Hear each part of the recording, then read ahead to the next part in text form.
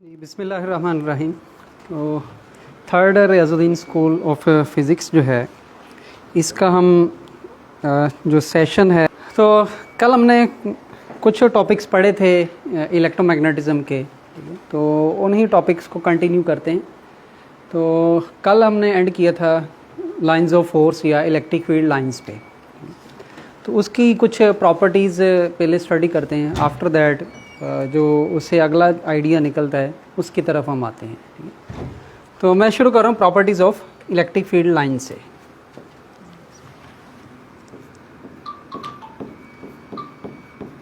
Properties कह लें, characteristics, properties of field lines.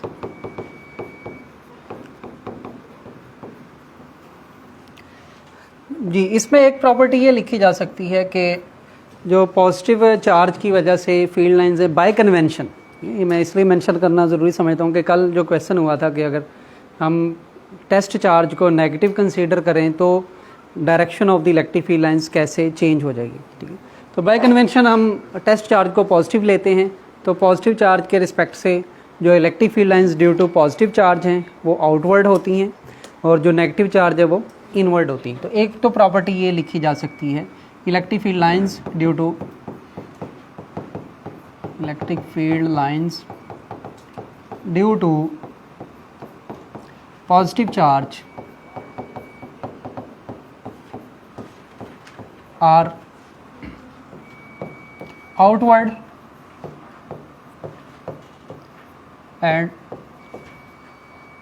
Due to negative charge are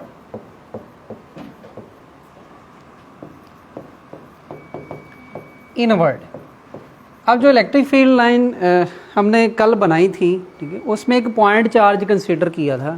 ठीक है, तो पॉइंट चार्ज अगर आप देखें तो पॉइंट चार्ज के सराउंडिंग में एक सर्कल ही बनता है।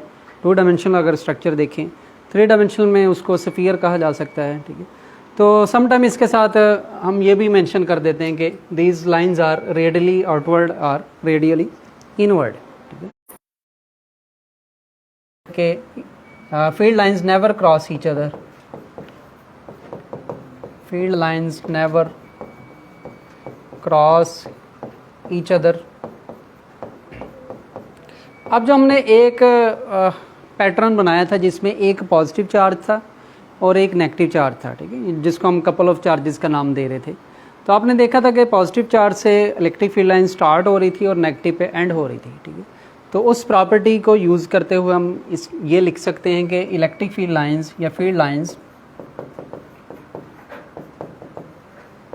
Start from positive and ends on negative charge.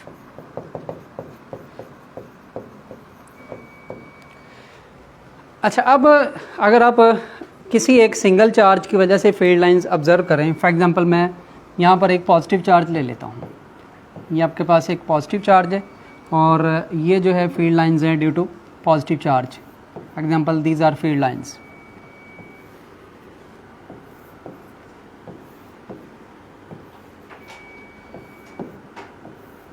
तो इसके साथ और भी कुछ फील्ड लाइंस मैं बना लेता हूँ।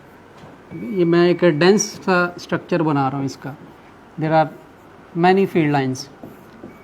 ठीक है, अच्छा, अब इसमें कुछ एरिया फिक्स करते हैं। फॉर एग्जांपल अगर मैं एरिया इसके सराउंडिंग में ये एक कंसेंट्रिक सर्कल बना लेता हूँ और एक और ऐसा सर्कल बनाता हूँ जिसका रेडियस ज़्यादा है। अब पहले वाला जो सर्कल बनाया है, ठीक है, उसमें मैं कोई एक डिस्टेंस, एक पैच ऑफ लेंथ फिक्स कर लेता हूँ। लाइक इतनी मैंने लेंथ फिक्स कर ली है। अब इतनी लेंथ के अंदर अगर आप ऑब्ज़र्व करें, नंबर ऑफ़ फील्ड लाइंस हैं 3, number of field lines are 3, और इसके कंपैरिजन में ऐसा सर्कल जो इससे थोड़ा सा अवे है, जिसका रेडियस ज़्यादा है, और उतना ही पैच ऑफ लेंथ में अगेन कंसीडर करता हूँ। तो अगर आप उतना ही पैच ऑफ लेंथ कंसीडर करें तो इसमें नंबर ऑफ़ फील्ड लाइंस कितनी आ गई हैं? लेट्स सपोज ये N1 है, ये N2 है, तो ये ओनली 1 आई है। ठीक है, अच्छा, अब नंबर ऑफ़ फील्ड लाइंस यहाँ पर कम है, वहाँ पर ज़्यादा है। इससे दो बातों का अंदाज़ा होता है। एक तो ये है कि चार्ज के जितना आप नज़दीक होते हैं उतनी फील्ड लाइंस जो है वो डेंस होती हैं, ठीक है। अच्छा, वो डेंस होने से क्या फ़र्क पड़ता है इस पर? फील्ड जो स्ट्रेंथ है वो इंक्रीज़ हो जाएगी, जो इलेक्ट्रिक फील्ड है वो स्ट्रॉन्ग होगी, ठीक है। एक तो आपने इलेक्ट्रिक फील्ड के फार्मूले में पढ़ लिया हुआ है कि electric field is inversely proportional to square of the distance from the charge. और दूसरा आप यहाँ से ये भी गेस कर सकते हैं कि जहाँ पर field lines close to each other हैं, यहाँ पर देखें क्लोज हैं और यहाँ पर अवे फ्रॉम ईच अदर हैं, ठीक है। तो फील्ड लाइंस जहाँ पे क्लोज होंगी, डेंस होंगी, वहाँ पे फील्ड स्ट्रॉन्ग होगी। जहाँ पे field lines away from each other होगी वहाँ पे फील्ड वीक होगी, ठीक है। तो एक प्रॉपर्टी हम ये लिख सकते हैं, field is strong where lines are near to each other and vice versa, means field is weak where field lines are away from each other, ठीक है। और एक और प्रॉपर्टी देखी जा सकती है। नेक्स्ट जो प्रॉपर्टी है वो यही है कि अगर आपने किसी एक पर्टिकुलर पॉइंट पे direction of the electric field find करनी है तो वो कैसे फाइंड करेंगे, ठीक है। इसकी मैं एग्जांपल कपल ऑफ चार्जेस से दूंगा, उससे आप आसानी से इसको समझ सकते हैं। तो अगर हमारे पास ये है कि एक पॉजिटिव चार्ज है और एक नेगेटिव चार्ज है, this is positive charge and there is another charge that is negative charge and these are field lines for this couple of charges. तो मैं थोड़ी सी ही शो कर देता हूँ, जस्ट आइडिया लेने के लिए कि हम कैसे इलेक्ट्रिक फील्ड की डायरेक्शन फाइंड कर सकते हैं। तो अब यहाँ पर अगर इलेक्ट्रिक फील्ड की डायरेक्शन आपने फाइंड करनी है, इसके कंपैरिजन में अगर आप दोबारा एज्यूम करें सिंगल चार्ज में आपको कोई ऐसा प्रॉब्लम नहीं था, जो रेडियस की डायरेक्शन है या डिस्टेंस फ्रॉम दी चार्ज उसी के डायरेक्शन में इलेक्ट्रिक फील्ड होती है। लेकिन यहाँ पर आप अगर देखें हर पॉइंट पे जो फील्ड लाइंस हैं वो कर्व हैं, ठीक है ना, मतलब टिल्ट हो रही हैं। यहाँ पर इस पॉइंट पे और डायरेक्शन बनेगी, इस पॉइंट पे और डायरेक्शन बनेगी, इस पॉइंट पे और डायरेक्शन बनेगी। तो एक पर्टिकुलर पॉइंट पे डायरेक्शन कैसे फाइंड की जा सकती है इलेक्ट्रिक फील्ड की? तो आप टेंजेंट ड्रा करेंगे, ठीक है। तो tangent is a line that is making an angle of 90 degree with the radius you can से, ठीक है, and intersecting this line at only single point, ठीक है। तो फॉर एग्जांपल आप यहाँ पर फाइंड करना चाह रहे हैं तो यहाँ पर टेंजेंट ड्रा करेंगे, ठीक है।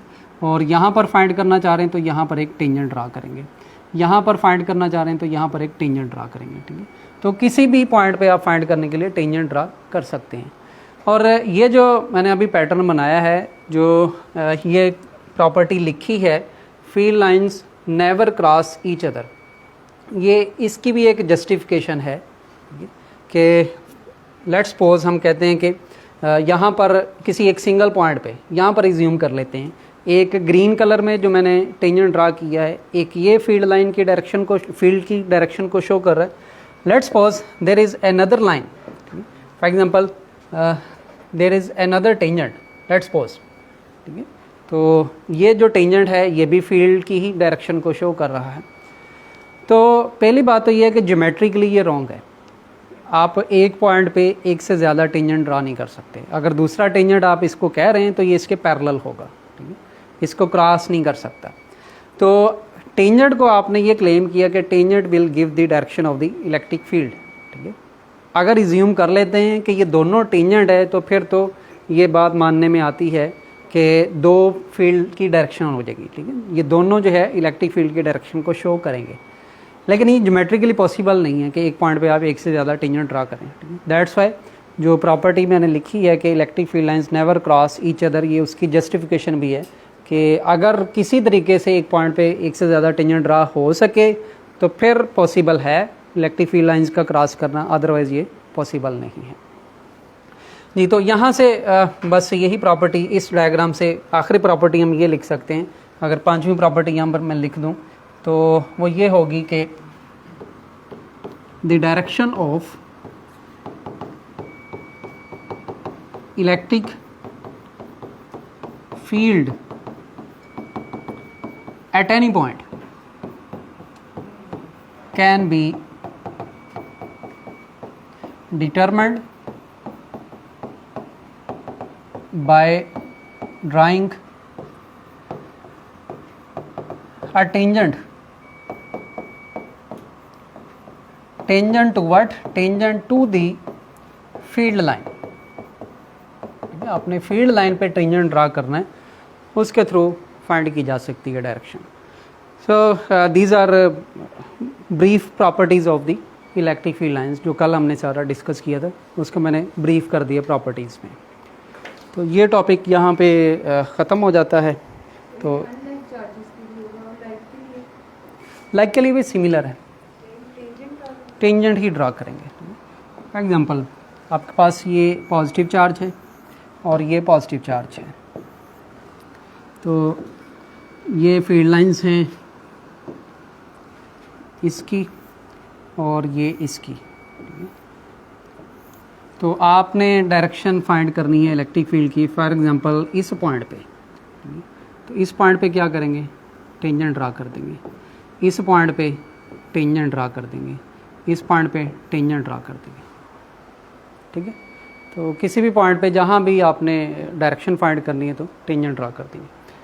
तो ये तो बाय चांस है, ये है ना कि जो पॉजिटिव से ओरिजिनेट हो रही है लाइन नेगेटिव पे एंड हो रही है, तो इसको हम सिंगल लाइन कंसीडर कर सकते हैं. ठीक है, लेकिन बेसिकली ये सिंगल लाइन नहीं है, ये जॉइंट लाइन है.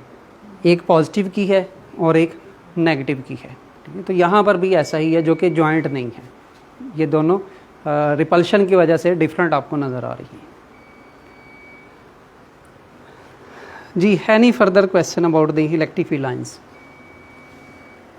सर आपने कल फार्मूला लिखा था कि किसी चार्ज की फील्ड लाइंस कितनी हो, n/2 या अगर आप उसको स्क्वायर में लेंगे तो n/4 उसको एक्सप्लेन कीजिए. यही आप कंसीडर कर लें, ये है. ठीक है, तो मैं इतना पैच ले रहा हूँ एरिया का.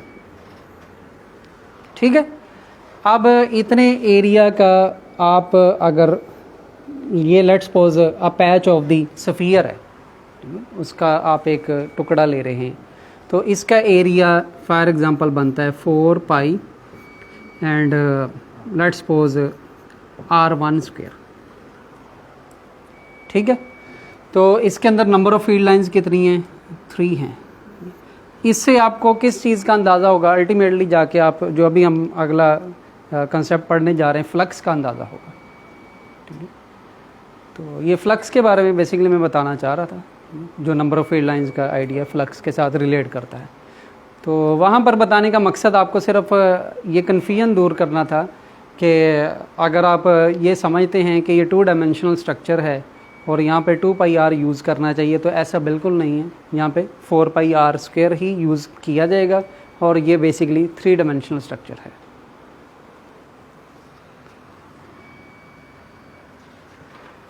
जी, तो अगला हम कॉन्सेप्ट शुरू करने जा रहे हैं, दैट इज़ इलेक्ट्रिक फ्लक्स. तो फ्लक्स एक वेरी कॉमन वर्ड है.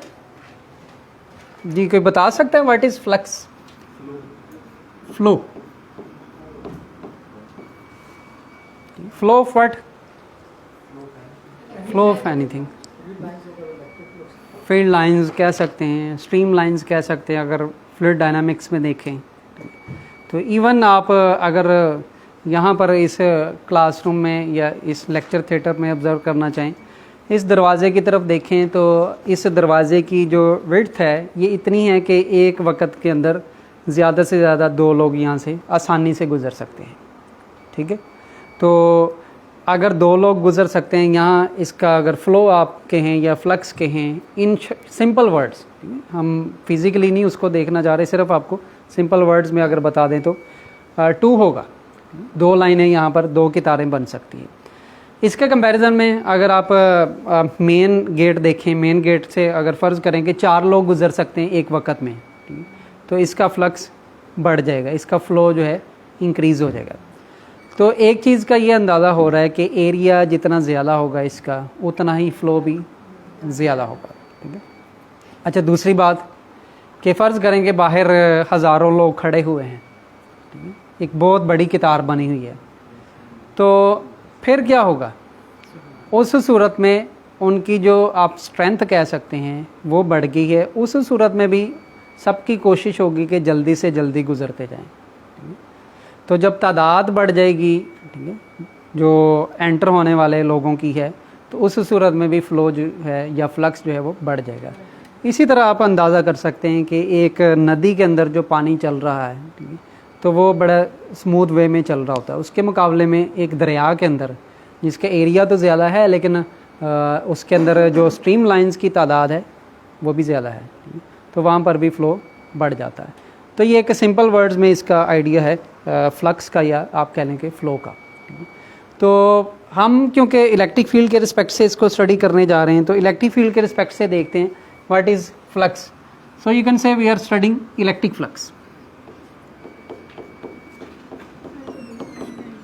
Electric flux can be defined as, अगर मैथमेटिकली डिफाइन किया जाए, मैथमेटिकली इसको डिफाइन किया जा सकता है द डॉट प्रोडक्ट ऑफ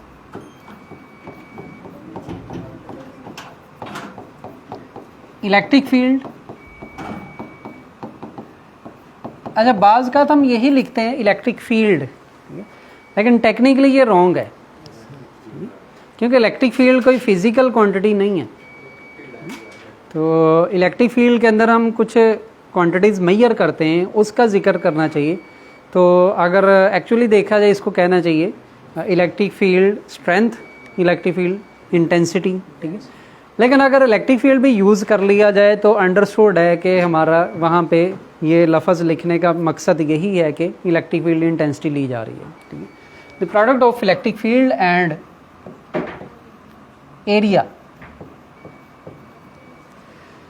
अब एरिया जो है इस पे थोड़ी सी मैं डिस्कशन करना चाह रहा हूँ, और मुझे उम्मीद है कि कुछ लोगों को कन्फ्यूजन भी होगी इसमें, ठीक है। पहले तो मेरा आपसे सवाल ये है, जब हमने बात की है डॉट प्रोडक्ट की, तो डॉट प्रोडक्ट डेफिनेटली दो वेक्टर्स का ही लिया जाता है, ठीक है।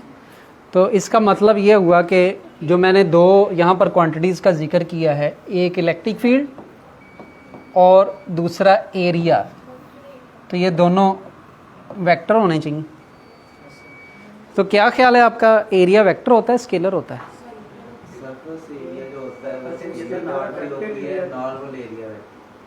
अच्छा, चलें इससे हट के मैं एक सवाल आपसे पूछता हूँ। आपके पास एक फार्मूला है, pressure that is equal to force over area. ये एरिया कौन सा है, वेक्टर या स्केलर? वेक्टर होगा या स्केलर होगा? ये वेक्टर होगा नहीं सर, ये वेक्टर होगा, ये वेक्टर नहीं है। अच्छा, चले दोनों ही चीज़ें ज़्यूम कर लेते हैं। लेट्स सपोज कि ये स्केलर है, ठीक है। अगर ये स्केलर है तो एक वेक्टर को जब स्केलर से डिवाइड किया जाता है तो वेक्टर आना चाहिए या स्केलर? तो प्रेशर एक स्केलर है या वेक्टर है? स्केलर। चलें, अगर आपकी बात मान ली जाए तो उसके मुताबिक तो फिर या तो फोर्स की यहाँ पे मैग्नीट्यूड फॉर्म इस्तेमाल करनी चाहिए या एरिया को भी वेक्टर कंसीडर करना चाहिए।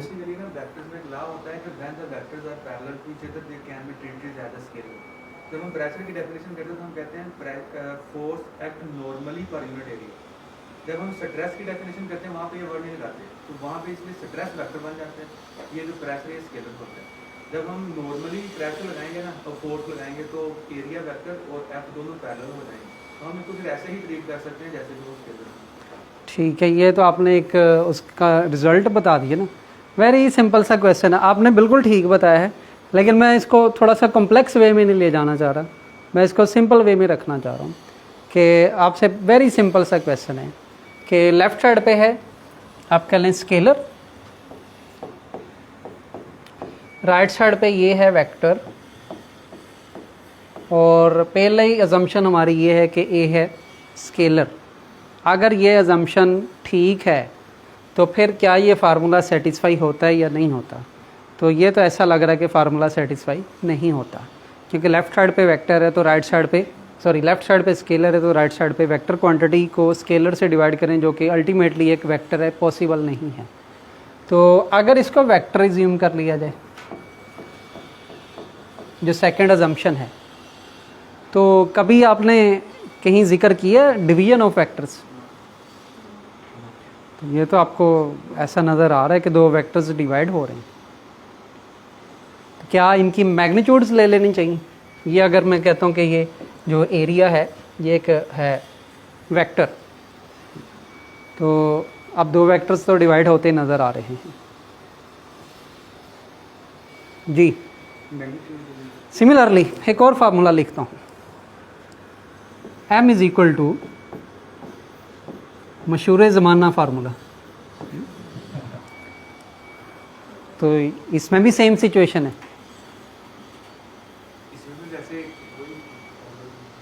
ठीक है, दो वेक्टर्स डिवाइड होते हुए नज़र आ रहे हैं। एंड अनदर एग्जांपल, शायद कभी आपने गौर ना किया हो, there are lot of examples जिसमें दो वेक्टर्स डिवाइड होते नज़र आ रहे हैं। लेकिन क्या आप इसको कॉमनली यूं लिखते हैं या कि इसको लिखा जाता है इस तरह से और इसको लिखा जाता है इस तरह से? तो इसको भी तो फिर ऐसे ही लिखेंगे। तो अब क्या जस्टिफिकेशन की ज़रूरत है? तो ये सिंपल फोर्स वेक्टर है, एरिया यहाँ पे वेक्टर है, उसको एक स्केलर से मल्टीप्लाई किया गया है जो कि स्टिल एक वेक्टर क्वांटिटी है, ठीक है। तो वेक्टर की डिवीजन नहीं होती, लेकिन इसको आप पढ़ते तो यूं ही है, लेकिन अगर आप इसको रीअरेंज करके इस तरह लिख के देखें तो फिर आसानी से ये फार्मूला जस्टिफाई हो जाता है। तो यहाँ पर एरिया एक वेक्टर क्वांटिटी है। वैसे हम वेक्टर्स को डिवाइड क्यों नहीं कर सकते, मल्टीप्लाई कर सकते हैं, ऐड कर सकते हैं, सब्ट्रैक्ट कर सकते हैं? एग्जांपल से सर बताइएगा जिससे रीडिंग जो होंगे नहीं सर, ध्यान डेमो देने चले जाए, पहला सवाल ये नेट से ज़्यादा देखकर सही तरीके से ना इसकी प्रॉपर्टीज आ जाती हैं, वो पता नहीं। चलें, ये मेरा ख्याल है इस लेक्चर के बाद डिस्कशन कर लेंगे, डिस्कशन होगी। उसकी मैं रीज़न बताता हूँ कि हम सिर्फ पढ़ते हैं स्केलर और वेक्टर, असल में ये चीज़ें सारी की सारी टेंसर हैं, ठीक है। तो टेंसर की हम डिस्कशन करेंगे इंशाल्लाह, उसमें आपको काफ़ी चीज़ें क्लियर हो जाएंगी, ठीक है। अच्छा, अब यहाँ ये सारी चीज़ें बताने का मकसद सिर्फ ये आपको बताना है कि एरिया यहाँ पे एक वेक्टर क्वांटिटी है, ठीक है। अगर आपके माइंड में ये है कि एरिया एक स्केलर क्वांटिटी है तो ऐसा बिल्कुल नहीं है, ठीक है। अच्छा, दूसरी बात है कि एरिया हम दो तीन तरह से लेते हैं। एक हम एरिया कह देते हैं क्रॉस सेक्शनल एरिया या एरिया ऑफ क्रॉस सेक्शन। दूसरा हम कहते हैं ये सरफेस एरिया। जी बेटा, आपका क्वेश्चन है कोई? अच्छा, एक सरफेस एरिया और एक एरिया ऑफ क्रॉस सेक्शन, इसमें कोई फ़र्क बता सकता है? एरिया ऑफ क्रॉस सेक्शन या सिंपल क्रॉस सेक्शन भी कह देते हैं समटाइम, और एक है सरफेस एरिया। ये देखिए छोटे छोटे पॉइंट्स हैं जो हम पढ़ते भी हैं अक्सर और काफ़ी लोगों को क्लियर भी होता है, लेकिन स्टिल कन्फ्यूजन होती है हमारा। हम ये सोच रहे होते हैं कि कोई एंडोज कर दे इसको, कोई कह दे कि आपने जो बताया वो बिल्कुल ठीक है, तो फिर हम मान लेते हैं कि ये ठीक है। अदरवाइज़ हमारे माइंड में थोड़ा सा डाउट होता है। जी, area of cross section and surface area. Cross section जो है ऑब्जेक्ट के अंदर लेते हैं, ये क्रॉस सेक्शन एरिया कोई भी सॉलिड ऑब्जेक्ट है, ठीक है, कंटिन्यू करें। और जो सरफेस एरिया होता है उस ऑब्जेक्ट के सरफेस के ऊपर जो भी एरिया लेना है, जितना भी, उसको सरफेस एरिया कहते हैं। चलें जी, अभी देख लेते हैं। अब इसके लिए मुझे थोड़ा सा आपको यही फ़्लो का आइडिया बताना पड़ेगा, फ्लक्स का, या फिर ये कह लें कि इलेक्ट्रिक करंट का आइडिया थोड़ा सा देख लेते हैं, फ्लो ऑफ चार्जेस का आइडिया देख लेते हैं।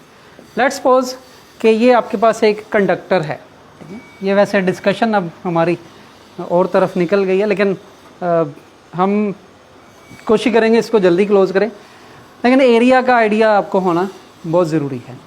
अच्छा, अब ये लेट्स सपोज एक कंडक्टर है और इस कंडक्टर के इनसाइड इलेक्ट्रॉन्स हैं जो कि फ़्लो कर रहे हैं। अब इलेक्ट्रॉन्स का जो फ़्लो है उसकी मैं दो ऑप्शंस रखता हूँ। एक तो ये है कि इस तरफ जा रहे हैं और दूसरा ये है कि इस तरफ जा रहे हैं। कौन सा ऑप्शन ठीक है? या चलें सिर्फ अपवर्ड देख लें, अपवर्ड और एंड लेफ़्ट साइड। तो इलेक्ट्रॉन्स किस तरफ मूव करके जाएंगे, ऊपर की तरफ या कि लेफ़्ट साइड की तरफ? रैंडम मोशन तो है, ठीक है, लेकिन जब कंडक्टर से बाहर निकलेंगे तो किस डायरेक्शन में निकलेंगे? सिर्फ दो ऑप्शंस हैं, एक ये है कि अपवर्ड जाएंगे बाहर निकल के या कि लेफ़्ट साइड पे जाएंगे। फॉर एग्जांपल ये वायर के साथ कनेक्ट है, एक पूरा सर्किट में बना देता हूँ। ये इस तरह से सर्किट है, ठीक है। तो अब आपसे क्वेश्चन ये है कि इलेक्ट्रॉन्स का फ़्लो किस तरफ होगा? लेफ़्ट साइड पे, ठीक है। अच्छा, लेफ़्ट साइड पे अगर इसका फ़्लो है तो ये जो सरफेस है ये इसको क्रॉस करके जा रहे हैं इलेक्ट्रॉन्स, इस सरफेस को। तो ये जो एरिया होगा ये क्या होगा? Cross section. जिस एरिया को जो चार्जेस हैं वो क्रॉस करके जा रहे हैं, that is area of cross section. अब इसके कंपैरिजन में ये जो कर्व सरफेस है, अगर आप इसका एरिया लेना चाह रहे हैं for some study, for example हम गाजला में देखेंगे, आगे जाके मैग्नेटिक फील्ड के अंदर देखेंगे, को एक्सियल वायर, सॉलिनॉइड, मुख्तलिफ आपके पास एग्जांपल्स होंगी। तो अगर आप ये वाला एरिया इज्यूम करेंगे वो कौन सा होगा? वो सरफेस एरिया होगा, ठीक है। दोनों में फ़र्क समझ आ गया। तो जो जिस सरफेस को क्रॉस करके जा रहे हैं चार्जेस, उस सरफेस के एरिया को नाम दिया जाएगा एरिया ऑफ क्रॉस सेक्शन। अब ये कौन सा एरिया जो हम जिक्र कर रहे हैं इसमें इलेक्ट्रिक फ्लक्स में? चले मैं डायग्राम बनाता हूँ। तो डायग्राम में आपने बताना है कि ये क्रॉस सेक्शन है या कि सरफेस एरिया है, परपेंडिकुलर है, क्या है, ये सारी चीज़ें आपने बतानी है। लेट्स सपोज आपके पास ये कोई source of electric field lines है, these are electric field lines, there is a surface placed. अच्छा, ये भी बताएं कि ये जो सरफेस है ये इलेक्ट्रिक फील्ड लाइंस के परपेंडिकुलर है, पैरेलल है? परपेंडिकुलर है, but the area of the surface is parallel to electric field lines. क्योंकि एरिया, अच्छा एरिया का एक वेरी सिंपल वे बता देता हूँ, ठीक है, कि एरिया अगर आपने किसी सरफेस का फाइंड करना है तो उसका वेरी सिंपल वे ये होगा कि मैं इस वक्त बिल्कुल स्ट्रेट आपके सामने खड़ा हूँ, तो मेरी आंखें आपकी तरफ देख रही हैं। अगर आप मुझे एक सरफेस कंसीडर कर लें तो एरिया की डायरेक्शन क्या होगी? आपकी तरफ होगी। मैं यहाँ पे ऐसे रोटेट हो जाता हूँ, ठीक है। अब मेरी आंखें इस तरफ देख रही हैं तो एरिया की डायरेक्शन, नॉर्मल एरिया की डायरेक्शन ये हो जाएगी, ठीक है। और अगर मैं बेड पे लेट जाता हूँ तो आंखें किस तरफ देखेंगी? ऊपर की तरफ। तो एरिया की डायरेक्शन क्या हो जाएगी? ऊपर की तरफ हो जाएगी, ठीक है। तो ये सरफेस है। अब इस सरफेस को अपने रिस्पेक्ट से आप कंपेयर कर लें, ठीक है। तो ये सरफेस इस तरह से रखी हुई है तो एरिया की डायरेक्शन बिल्कुल इस तरफ हो जाएगी। So this is the direction of the normal area. तो अब इसके डिफरेंट जो है केसेस होंगे, लेकिन पहले फार्मूला देख लेते हैं इसका क्या बनता है। तो इसका जो फार्मूला बनेगा इलेक्ट्रिक फ्लक्स का, दैट विल बी फाई से कॉमनली इसको शो किया जाता है, फाई ई भी कह सकते हैं, that stands for electric field, ठीक है। और अगर सरफेस आपके पास नॉन यूनिफॉर्म है, ये तो यूनिफॉर्म सरफेस मैंने बनाई है, ये भी तो पॉसिबल है कि नॉन यूनिफॉर्म सरफेस हो, तो इन दैट केस आपको सरफेस को छोटे छोटे पैचेस में डिवाइड करना होगा, ठीक है। एलिमेंट लेने होंगे और फिर उनको आप इकट्ठा करेंगे। तो दैट्स वाई मैं ये करता हूँ। अलबत्ता जो फील्ड स्ट्रेंथ है वो सबके लिए सिमिलर होगी, इलेक्ट्रिक फील्ड जो है वो यूनिफॉर्म होगी। तो that's why E dot D A आप कर सकते हैं कि एरिया अगर ए है लेट्स सपोज तो डी ए, ठीक है। और आई यहाँ पे लगा सकते हैं अगर समीशन इस्तेमाल करना है। चलो मैं दोनों लिखता हूँ फार्मूला, तो आपने ज़रा बताना है कि दोनों कब ट्रू होंगे, दोनों कौन कौन से केसेस के लिए। एक मैंने ये लिखा है और एक फार्मूला ये लिखा है।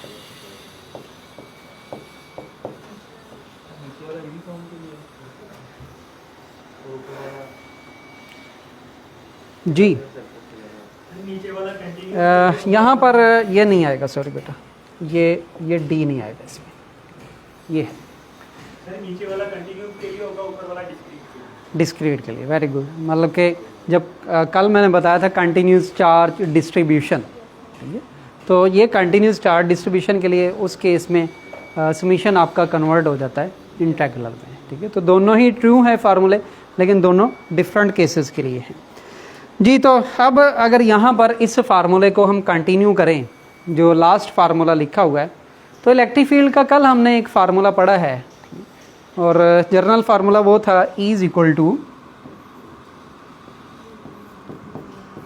मैं वेरी सिंपल फॉर्म में लिख लेता हूँ, K 1/4 पाई एप्सिलॉन नॉट की बजाय K Q by R square.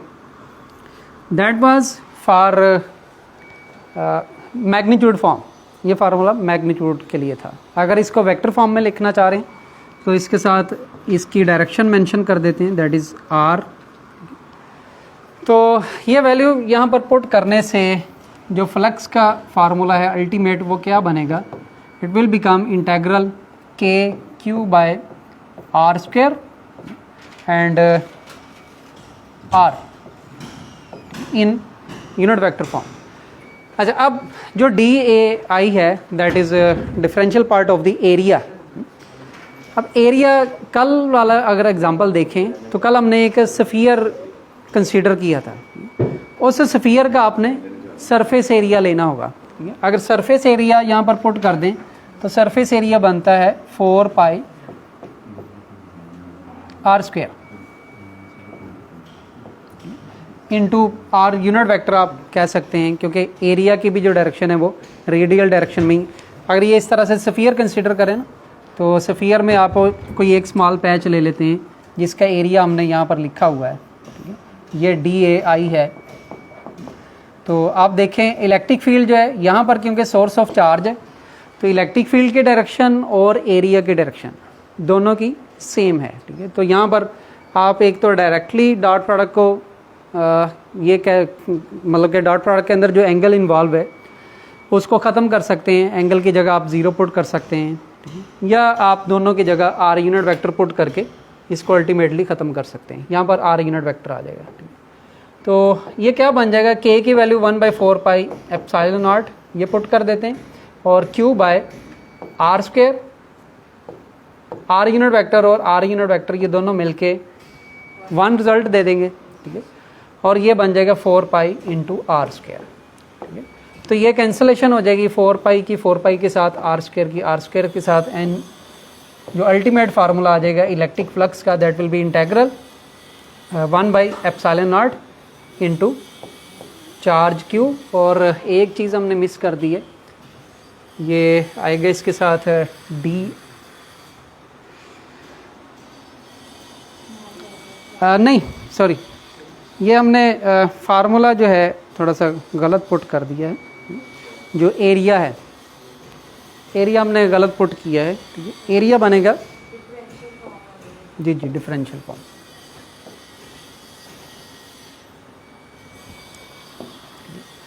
Area की जगह हमें पुट करना पड़ेगा R square sine theta D theta and D phi,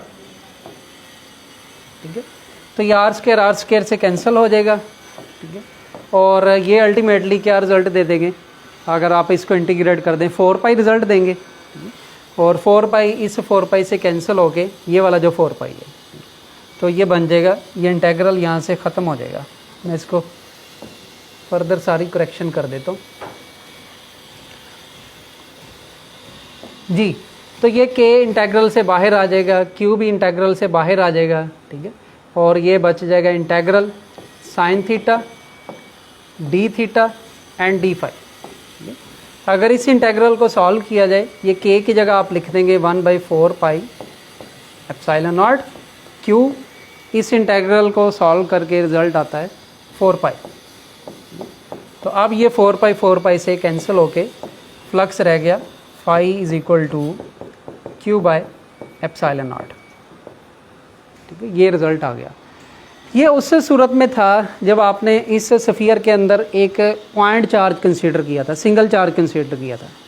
like आपके पास डिस्ट्रीब्यूशन ऑफ चार्जेस है, उस सूरत में ये फार्मूला क्या बनेगा। ठीक है, अब मैं वो सारा कैलकुलेट नहीं करूँगा। ठीक है, डायरेक्ट मैं उसका रिज़ल्ट लिख देता हूँ।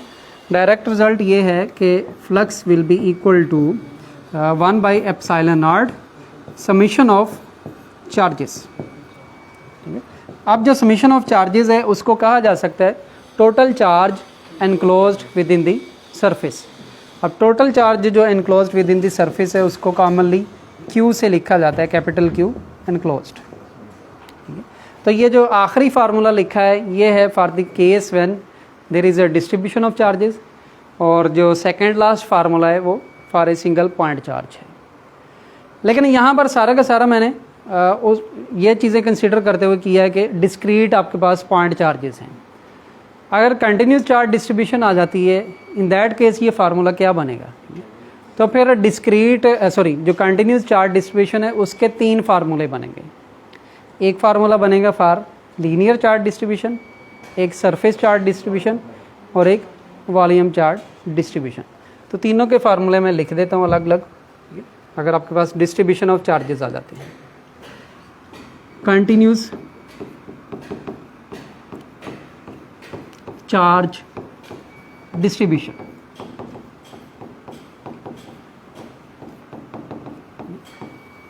So for volume charge distribution, volume charge distribution के केस में आपको पता है कि चार्ज को लिखा जाता है रो इंटू डीटा एंड इंटेग्रल। ठीक है, तो लास्ट जो फार्मूला लिखा है वहाँ पे आप Q को इससे अगर रिप्लेस करें तो फ्लक्स का फार्मूला बन जाता है फाई ई विल बिकम 1/एप्सिलॉन नॉट इंटेग्रल रो इंटू डीटा। Similarly for the surface charge distribution, जो चार्ज है इसको लिखा जा सकता है इंटेग्रल रो की बजाय यहाँ पर आ जाएगा सिग्मा एंड डी ए,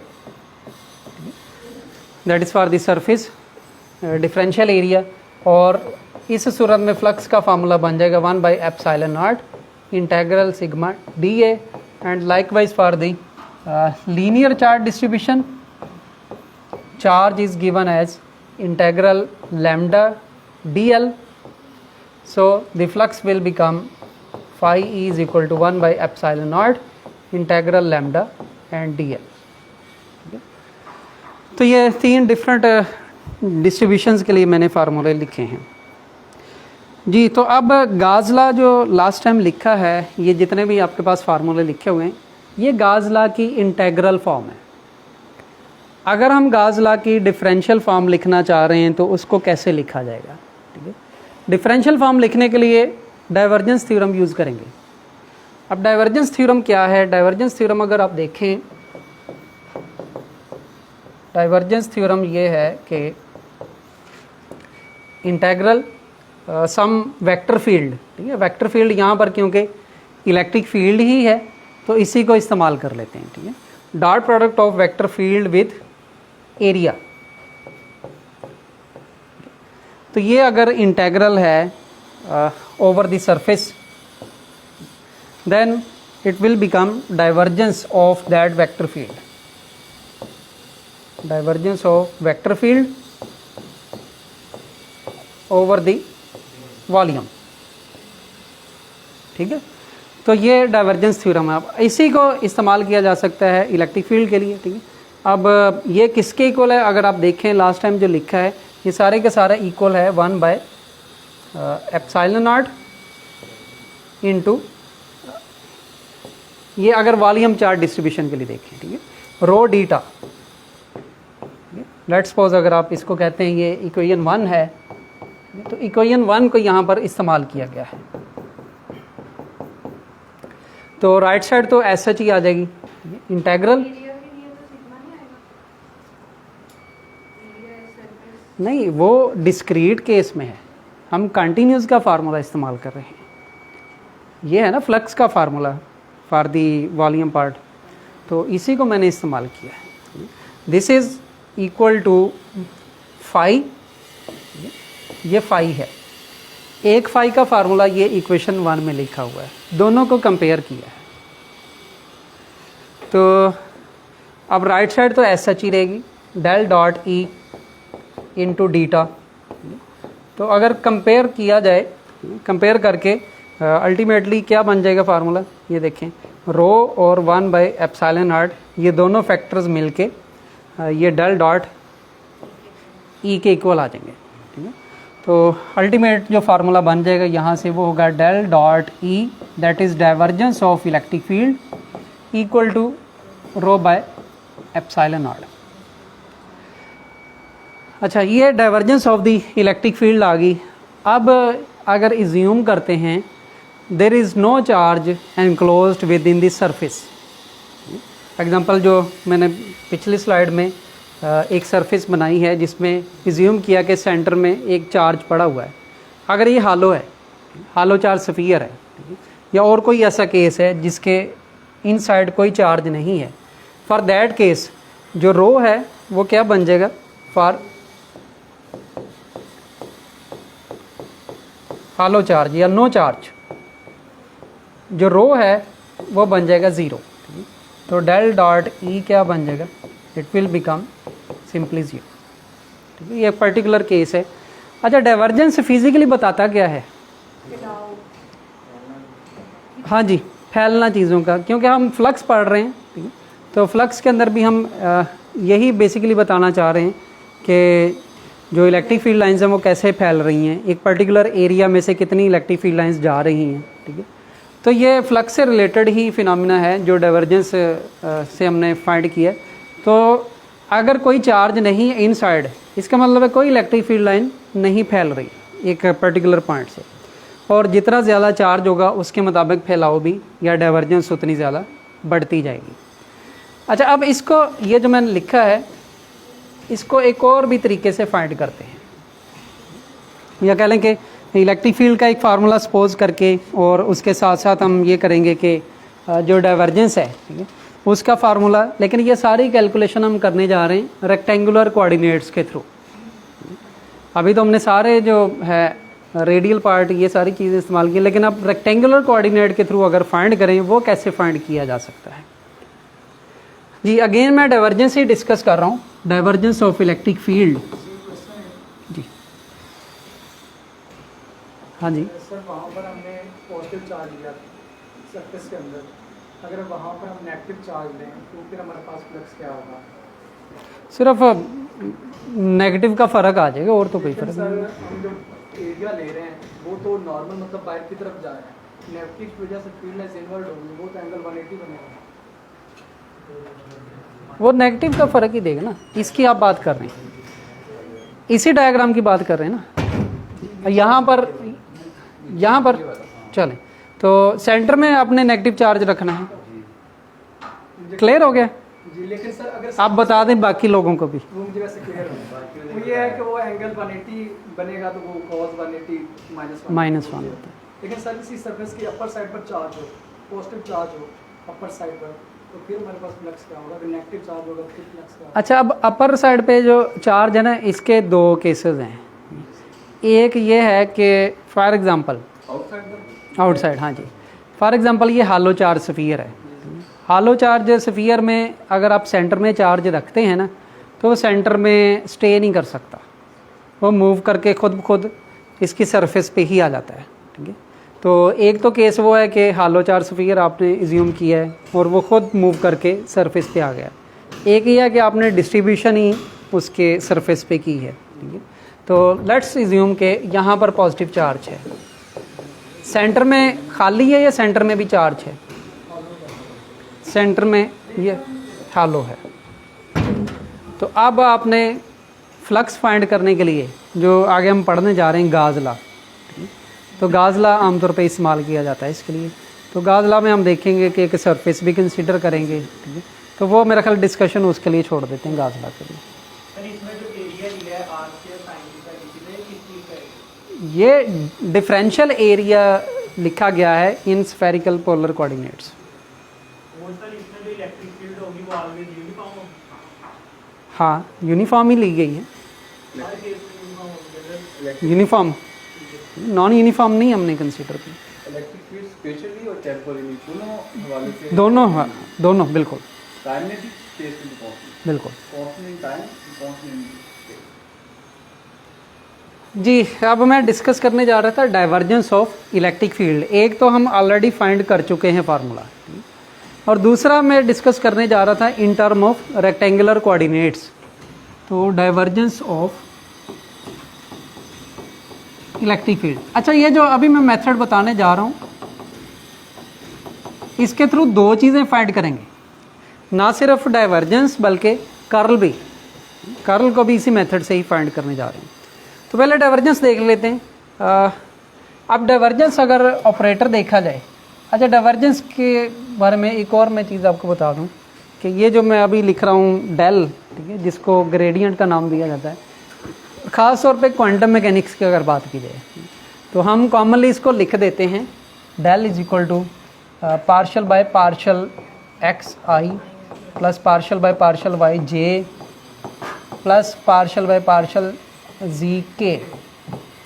लेकिन क्वांटम मैकेनिक्स में इसको इस तरह से लिखना टोटली गलत है। जब तक इसके साथ कोई स्टेट या कोई फंक्शन नहीं होता तो आप इसको अकेला नहीं लिख सकते। अब इसके साथ ज़रूरी होता है लाजमी कोई ना कोई यहाँ पर फंक्शन लिखें, लेकिन कॉमनली वहाँ पे भी लिख देते हैं, लेकिन टेक्निकली ये रॉन्ग है। वहाँ पर ऑपरेटर को अकेला नहीं आप लिख सकते किसी स्टेट के बगैर, बिल्कुल। अच्छा, अब ये डेल आपके पास है ऑपरेटर, और इसके बाद इलेक्ट्रिक फील्ड देख लेते हैं।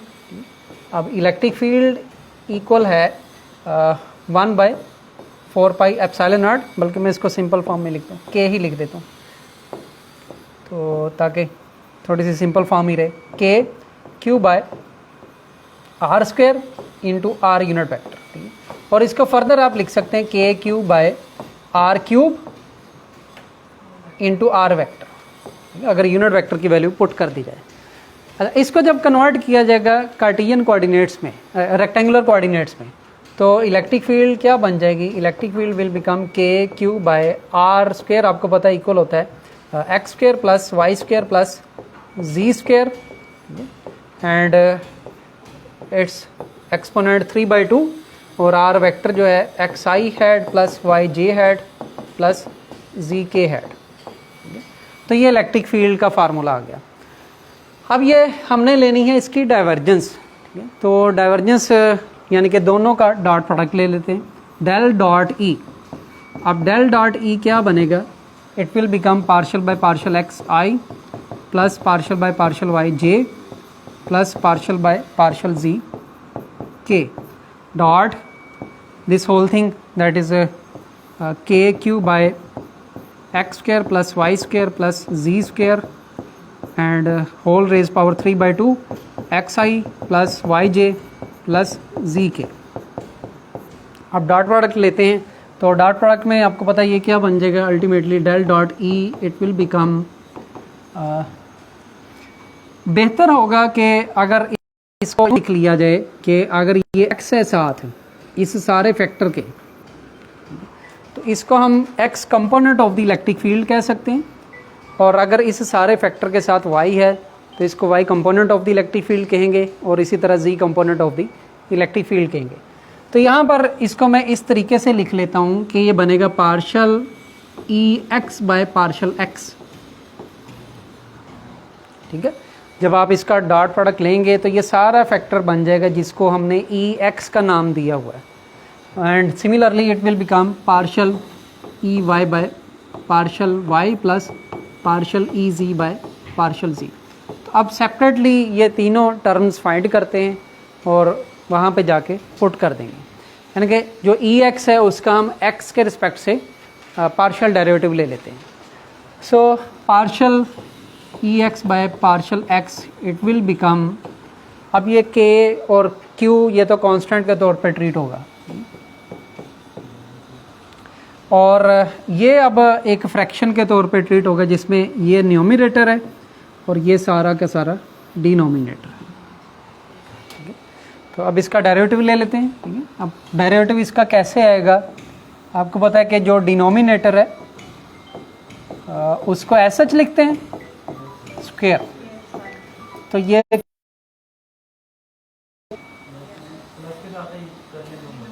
जी नहीं, मैं सिर्फ यही फाइंड कर रहा हूँ अभी। तो डिनोमिनेटर एज इट इज़ लिखेंगे और derivative of the numerator, that is x, that becomes 1 minus और न्यूमरेटर एज सच और डेरिवेटिव ऑफ द डिनोमिनेटर। ठीक है, that will become 3/2 into this whole thing raise power 1/2, 3/2 में से 1 सब्ट्रैक्ट करेंगे 1/2 into 2x। तो ये कुछ कैंसलेशन कर देते हैं, लाइक ये 2 से कैंसिल हो जाएगा और x स्क्वायर बन जाएगा। ठीक है, तो अल्टीमेटली ये बन गया KQ। अब देखें ज़रा, मैं थोड़ा सा यहाँ पे ना जर्नलाइजेशन करने लगा हूँ, इसको मैं अगेन R ही लिखता हूँ। ठीक है, तो ये बन जाएगा R3।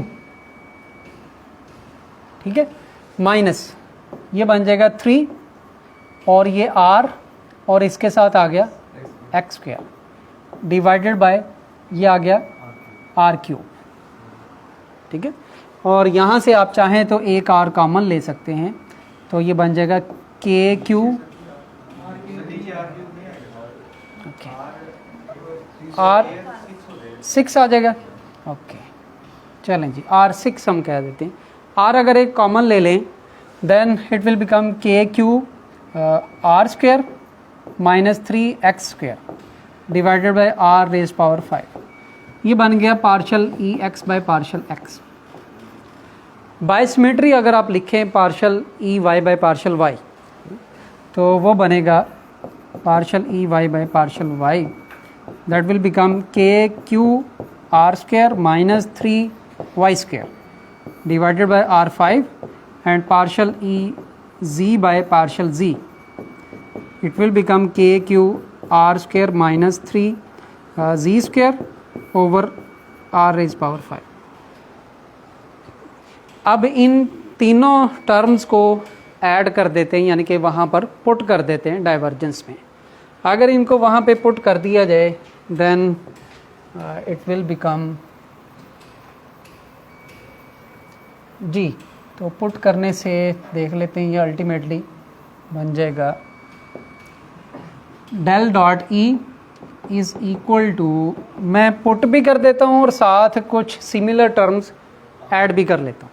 ठीक है, तो डिनोमिनेटर तो सबका सेम ही है। ठीक है, तो डिनोमिनेटर में आ जाएगा R रेज्ड पावर 5 और न्यूमरेटर में ये देखें, ये एक टर्म और ये 2 और ये 3, ये 3 टर्म्स बिल्कुल सिमिलर है, तो ये 3 टाइम्स हो जाएगा, 3 times KQ and R square. हाँ, ये डिफरेंट है तीनों टर्म्स, लेकिन इसमें अगर आप गौर करें -3 कॉमन आएगा, तो -3 times x square plus y square plus z square and it will become 3KQ। कुछ मिस्टेक तो नहीं? आई थिंक नहीं, यहाँ पर हमने मिस्टेक की है शायद डेरिवेटिव लेने में। KQ आएगा दोनों के साथ, यहाँ पर भी आना था, तो यहाँ पर KQ और यहाँ पर भी KQ, तो ये फिर कॉमन आ जाएगा। चले, तो -3KQ। ठीक है, और ये R5 है यहाँ पर, स्क्वायर सॉरी, ओके, तो यहाँ पर है स्क्वायर, यहाँ पर भी और यहाँ पर भी जी, तो ये भी स्क्वायर है और यहाँ पर ये क्या बन जाएगा, स्क्वायर ओवर R5। तो del dot E will become what,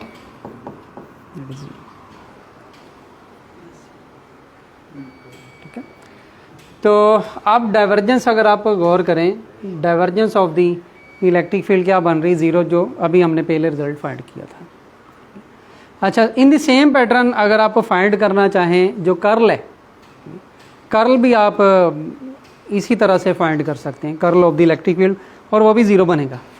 curl of the electric field अगर आप फाइंड करते हैं, अच्छा, curl of the electric field in general zero नहीं है, ये इलेक्ट्रोस्टैटिक्स में ज़ीरो होगा। अच्छा, अब ये जो हम डाइवर्जेंस ऑफ इलेक्ट्रिक फील्ड लिया है तो ये 0 आ रहा है, हाँ जी, इसका फिजिकली मतलब यही है कि जितनी लाइंस इन हो रही हैं उतनी आउट हो रही है, ये मतलब यही मतलब है। Influx inward outward outward flux both are equal. जी, तो अब हम आ जाते हैं गाज लॉ की तरफ। फ्लक्स में कोई क्वेश्चन आपका? वैसे तो उसके डिफरेंट केसेस मैंने डिस्कस नहीं किए, एंगल के रिस्पेक्ट से डिफरेंट केसेस बनते हैं, तो वो एक मेरे ख्याल अब डिस्कशन करने की ज़रूरत नहीं, बेसिक्स आइडिया आपको दे दिया फ्लक्स का।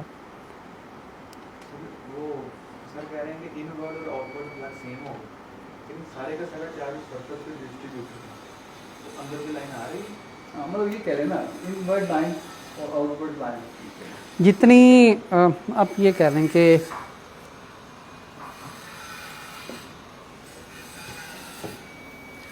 आपने कोई एक पॉइंट फिक्स कर दिया यहाँ पर, ठीक है, अब ये पॉइंट चार्ज है, इस पॉइंट पे आप देखना चाह रहे हैं व्हाट इज दी डाइवर्जेंस। अब यहाँ पर एक इलेक्ट्रिक फील्ड लाइन अगर रिज्यूम करते हैं, ये जा रही है, तो ये इस पॉइंट पे क्या है, इनकमिंग है, और फिर यही लाइन किधर गई, तो ये क्या है, आउटगोइंग है। तो इस पॉइंट पे आप कहेंगे कि डाइवर्जेंस क्या होगी, वो ज़ीरो होगी। ये जो यहाँ पे हमने ये जूम किया हुआ है, तो सारे का सारा charge over the surface distributed है, और हम इनसाइड ई फाइंड कर रहे हैं, उसमें हम नहीं, इनसाइड ई नहीं फाइंड किया हमने डाइवर्जेंस फाइंड किया है एट दैट पॉइंट।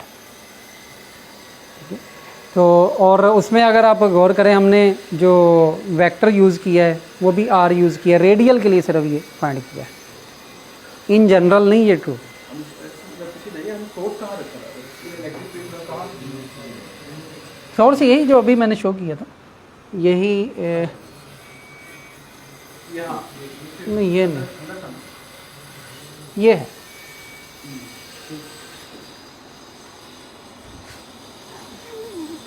जी, तो अब गाज लॉ की तरफ हम जा रहे हैं। व्हाट इज़ गाज लॉ? तो कूलम लॉ पहले हम पढ़ चुके हैं, और कूलम लॉ के बारे में कल के बारे में भी करेंगे बात। जी, कर्ल ऑफ इलेक्ट्रिक कर्ल का मैंने आपको वैसे बता दिया है कि बिल्कुल सेम कैलकुलेशन है उसकी, ठीक है, तो आप खुद वो ट्राई कर सकते हैं। ठीक है? तो फिर वर्किंग थोड़ी सी टाइम कंज्यूमिंग है, ज़ीरो ही आएगा। ठीक है? अब वहाँ पर भी ज़ीरो इन जनरल ट्रू नहीं है, तो ये इलेक्ट्रोस्टैटिक्स के अंदर ट्रू है। तो ये जब जीरो होने का मतलब no rotation due to electric field. Conservation. अच्छा, अब जो कूलम लॉ कल हमने पढ़ा था, कूलम लॉ में ये देखा था कि वो इन जनरल पॉइंट चार्जेस के लिए ट्रू है या डिस्क्रीट चार्जेस के लिए। जब कंटिन्यूस चार्ज डिस्ट्रीब्यूशन आ जाती है तो वहाँ पे Coulomb law as such useful नहीं रहता।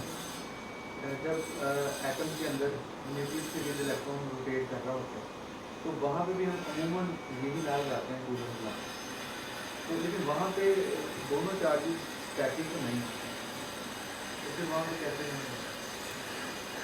स्टैटिक कल भी शुरू में यही बताया था कि जो चार्जेस है ना इन रेस्ट, एक तो मेरा ख्याल उनकी रिलेटिव पोजीशन देखी जाती है कि रिलेटिवली वो है रेस्ट पे, और दूसरा वहाँ पे सिर्फ और सिर्फ कूलम फोर्स नहीं देखी जाती, दोनों फोर्सेस देखते हैं। अमूमन जब एसएससी में पढ़ाया जा रहा होता है तो चैप्टर 20 एटॉमिक चैप्टर, तो उसमें पूरे चैप्टर में हर जगह पे सिर्फ कूलम फोर्स ही रहती है।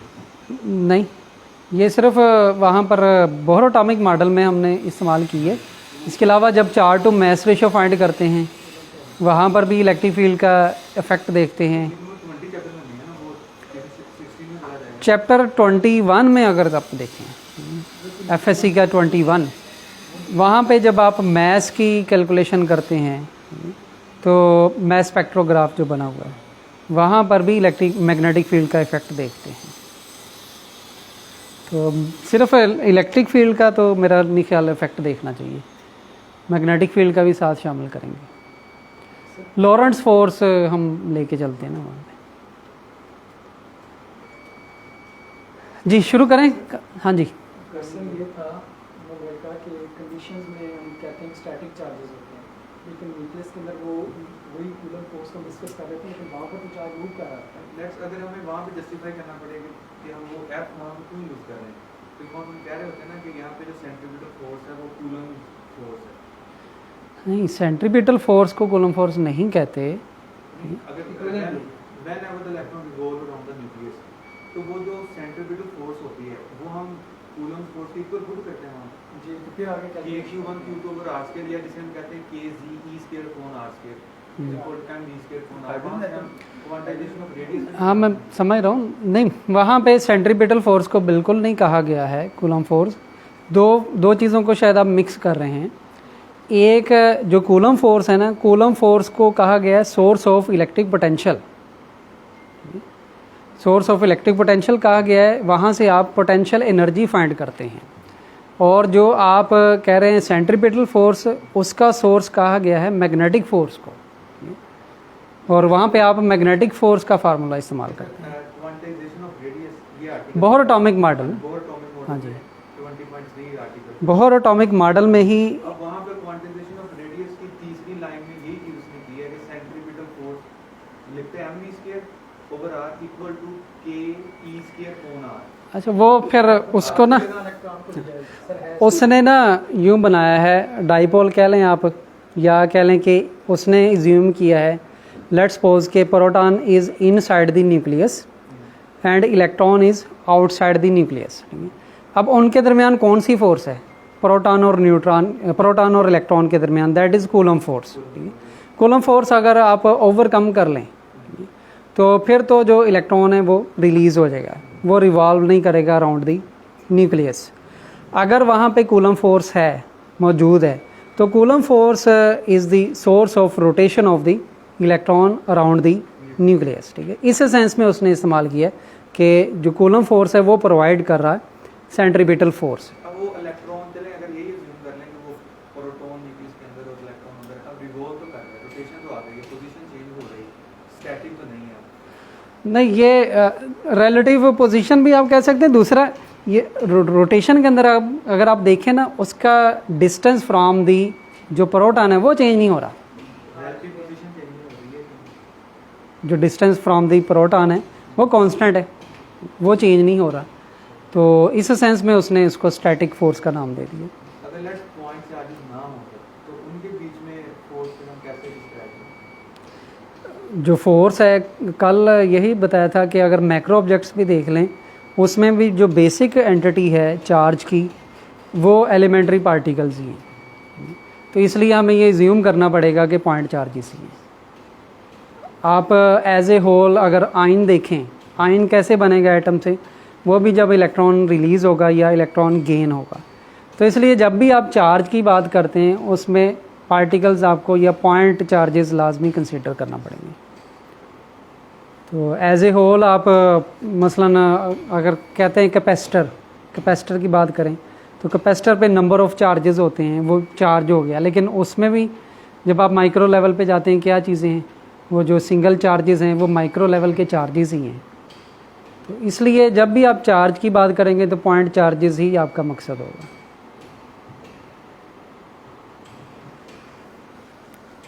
जी, मेरा ख्याल ये क्लियर हो गया शायद कि सेंट्रीपिटल फोर्स का सोर्स जो कहा गया है कूलम फोर्स, वो यही है कि फ़र्ज़ करें कि इसकी सादा सी मिसाल ये है, सेंट्रीपिटल फोर्स की आप ले लें कि एक पत्थर को डोरी के साथ बांध के आप यूँ हाथ में पकड़ के घुमाते जाएं, जब तक आपने उसको ग्रिप किया हुआ है तो वो सर्कल में घूमता जाएगा। यूँ ही आप ग्रिप रिलीज़ करते हैं तो वो सर्कल में घूमने की बजाय स्ट्रेट लाइन में, टेंजेंट में मूव करेगा। तो ऐसा ही है कि प्रोटॉन और इलेक्ट्रॉन के दरमियान जो इलेक्ट्रोस्टैटिक फोर्स है, coulomb force, that is the source of the rotation of the electron. Centripetal force का वो सोर्स है, और रिलीज़ करने के लिए हम उसी को ओवरकम करते हैं। आयनाइजेशन एनर्जी उसी के इक्वली आप प्रोवाइड करते हैं ना। जब वो आप ओवरकम कर लेते हैं उस फोर्स ऑफ अट्रैक्शन को, तो इलेक्ट्रॉन वहाँ पे आज़ाद हो जाता है, तो आयनाइजेशन प्रोसेस हो जाता है। इसमें ना रीजन में आ रहा है इसका ड्रॉप सॉल्यूशन ना कि इलेक्ट्रॉन अगर उसके दूसरे से गिर मूव कर रहा है तो हम उसको एक ही पोटेंशियल सर्कल दे सकते हैं, एक ही ऑर्बिटल, वो जो पोटेंशियल चेंज नहीं हो रहा, स्फेरिकल चार्ज डिस्ट्रीब्यूशन होती है उसकी इक्विवेलेंट सरफेस वैसे सर्कल ही होता वो वाली है ना, एक ही पोटेंशियल सर्कल होने की वजह से हम पे लगा सकते हैं। अगर वेरिंग हो तो शायद ना हाँ, ये भी एक रीज़न हो सकती है, बिल्कुल। तो सेम ऑर्बिट में मूव कर रहा है। हाँ जी जी, तो शुरू करते हैं फिर ये गाजला। अच्छा गाजला, जी जी के लेक्चर में आपने बताया था कि अगर कैपेसिटर की दो प्लेट्स हैं उनके बीच में इलेक्ट्रिक फील्ड लाइन सेपरेट होंगे लेकिन एजेस पे वो कर्व बनेंगे। आपने रीजन बताई थी ऑनलाइन लेक्चर में कि वो पुश करते ऊपर से नीचे से पुश होती हैं, लेकिन ये तो फिजिकल लाइन है, ये तो इमेजिनरी लाइन है। वो इमेजिनरी लाइन कैसे पुश कर सकती है? इमेजिनरी लाइंस इस सेंस में है कि आप अंडरस्टैंडिंग के लिए इसको इमेजिनरी लेते हैं, लेकिन जब आप देखते हैं कि मसलन अगर आप चले जाएं पार्टिकल फिज़िक्स में ही, तो पार्टिकल फिज़िक्स में इन इंट्रैक्शन को हम इमेजिनरी नहीं लेते। उसमें हम फिज़िकली ये कहते हैं कि जब इलेक्ट्रोमैग्नेटिक इंट्रैक्शन होगी दो बॉडीज़ के दरमियान तो उनमें कोई इंफॉर्मेशन एक्सचेंज होगी, और वो एक्सचेंज ऑफ इंफॉर्मेशन उसको हम नाम देते हैं मीडिएटर, या मीडियम आप कह लें, मीडिएटर कह लें, मैसेंजर कह लें। और वो मैसेंजर इलेक्ट्रोमैग्नेटिक फ़ोर्स का हम कहते हैं कि फोटान इनके दरमियान एक्सचेंज हुआ है, ठीक है। तो अब कुछ ना कुछ वहाँ पे एक्सचेंज होता है, लेकिन फोटान एक न्यूट्रल पार्टिकल है, ठीक है। उस पर ये जो है कह लें कि इस तरह से इलेक्ट्रोस्टैटिक फ़ोर्स एप्लीकेबल नहीं होगी, ठीक है। लेकिन अगर चार्जेस भी मूव करते दो कंडक्टर्स के दरमियान, तो उसकी मोशन के दौरान भी तो यही होगा कि कोई ऐसी लाइंस होंगी या कोई ऐसे आप कह लें stream line of the particles होंगे जो उसको रिपेल कर रहे होंगे, कुछ स्ट्रीम लाइन ऑफ पार्टिकल होंगे जो अट्रैक्ट कर रहे होंगे। तो वहाँ पर फिर आप इसको देख सकते हैं कि कुछ स्ट्रेट लाइंस बिल्कुल स्ट्रेट बनेंगी, कुछ कर्व हो जाएंगी, यानी कि फील्ड का इफ़ेक्ट तो वहाँ पर होता है। तो जो सेंटर में है वो काउंटर कर रहा होता है ऊपर वाली लाइन और नीचे वाली लाइन, और जो एजेस पे हैं वो उसको एक तरफ से तो रिपल्शन है, दूसरी तरफ से कोई काउंटर नहीं कर रहा। जी, एनी फर्दर क्वेश्चन? तो अब हम आ जाते हैं इसकी तरफ, गाजला की तरफ। लेट्स सी व्हाट इज़ गाजला। अच्छा, गाजला की मैं मोटिवेशन थोड़ी सी आपको बता रहा था, वो ये है कि कूलम लॉ में कुछ लिमिटेशंस आ गई थी, जैसे कि वो डिस्क्रीट चार्जेस को, पॉइंट चार्जेस को, इन्हीं को आमतौर पे डील करता है। तो इसलिए हमें फिर ज़रूरत पड़ी गाजला की कि ये डिस्ट्रीब्यूशन ऑफ चार्ज के लिए बड़ा आसान तरीका है इलेक्ट्रिक फील्ड फाइंड करने का। तो इलेक्ट्रिक फील्ड अगर अकॉर्डिंग टू गाजला देखा जाए, तो अभी जो हमने फार्मूला डिराइव किया था, जर्नल फार्मूला, उसी को इस्तेमाल करते हैं। तो वो फार्मूला है electric flux is equal to 1/ε0 into total charge enclosed within the surface, ठीक है, दैट इज़ गाजला। और इसकी फिर मैंने आगे डिफरेंट फॉर्म्स भी लिखी, इसकी इंटेग्रल फॉर्म लिखी, इसकी डिफरेंशियल फॉर्म लिखी, ठीक है। अच्छा, अब इसकी एप्लीकेशंस हैं असल में जो यहाँ पर हमने देखनी है। एप्लीकेशंस इसकी बहुत सारी हैं, लेकिन मैं मेजर 3 आपको बताता हूँ एप्लीकेशंस। गाजला की बेसिकली मैं लिमिटेशन आपको बताने लगा हूँ कि गाजला की भी लिमिटेशन है। एक तो यह है कि ये सिर्फ उस ज्योमेट्री पे एप्लीकेबल होगा जो सिमेट्रिक होगा, असिमेट्रिक ज्योमेट्री पे ये एप्लीकेबल नहीं होगा। अब सिमेट्रिक ज्योमेट्री 3 तरह की होती है। एक वो है जो स्फेरिकली सिमेट्रिक होगा,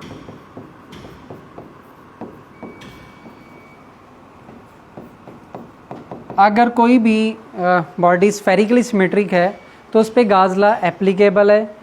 और गाजला अप्लाई करने के लिए आप एक सरफेस कंसीडर करते हैं जिसको गॉसियन सरफेस का नाम दिया जाता है। तो गॉसियन सरफेस कौन सी लेनी है, असल पॉइंट ये है। तो वो डिपेंड करता है कि आपके पास ज्योमेट्री ऑफ द सरफेस क्या है, ठीक है। तो ज्योमेट्री ऑफ द सरफेस ही अब मैं बता रहा हूँ कि 3 तरह की है। अगर तो जो ज्योमेट्री वो स्फेरिकली सिमेट्रिक है तो आप एक स्फीयर कंसीडर करते हैं गॉसियन सरफेस को, ठीक है। यहाँ पर आप गॉसियन सरफेस के तौर पे एक स्फीयर लेंगे। उसके कंपैरिजन में अगर आपके पास आ जाता है कोई ऐसी सरफेस जो कि सिलेंड्रिकली सिमेट्रिक है,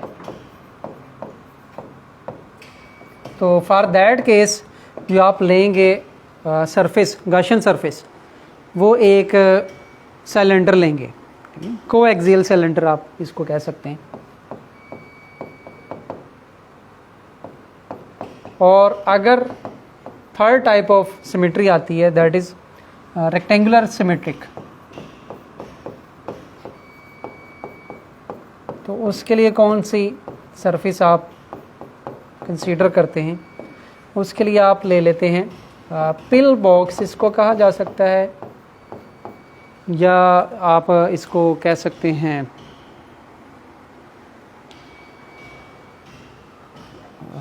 पैरेललोग्राम भी कह सकते हैं, लेकिन पिल बॉक्स आमतौर पे इसको कहा जाता है।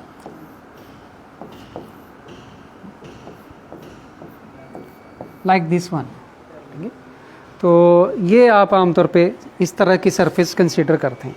तो ये 3 तरह की इसकी सिमेट्रीज़ हैं, और अगर कोई भी आपके पास एप्लीकेशन आती है, अगर उसमें इनमें से कोई भी सिमेट्री है, देन गाज़ लॉ एप्लीकेबल है, अदरवाइज़ गाज़ लॉ एप्लीकेबल नहीं है। फिर हम क्या करेंगे अगर गाज़ लॉ एप्लीकेबल नहीं है? कूलम लॉ का जो सुपरपोजिशन प्रिंसिपल है वो इस्तेमाल करेंगे।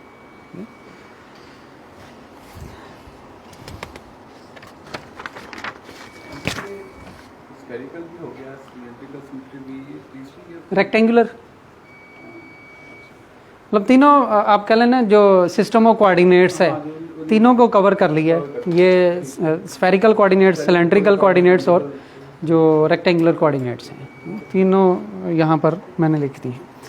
ओके, अब लास्ट मैं जो है टॉपिक शुरू कर रहा हूँ आज का। क्वेश्चन है जी, गाजेस लॉ की एप्लीकेशन है इनफाइनाइट, वहाँ पर इंटेंसिटी मालूम करते हैं इनफाइनाइट शीट ऑफ चार्ज, तो वहाँ पर उस तरह में एक जो सरफेस लेते हैं वो in the form of cylinder, तो वहाँ पर पूरा ग्रुप में लेते हैं, वहाँ पूरा सिलेंडर लेते हैं, सिलेंड्रिकल शेप में गाशियन सरफेस जो इमेजिन करते हैं। हाँ जी, वो तो हमारे पास एक शीट होती है, इनफाइनाइट शीट होती है, वहाँ पर वो भी होती है।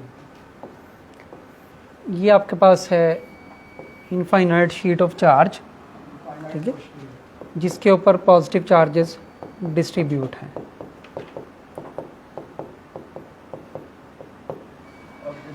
तो अब गाशियन सरफेस मेरे मुताबिक ये होनी चाहिए जैसे कि मैंने बताया है, ठीक है, लेकिन आप ये कह रहे हैं कि यहाँ पर जो गाशियन सरफेस ली जाती है वो इस तरह से एक सिलेंडर लिया जाता है।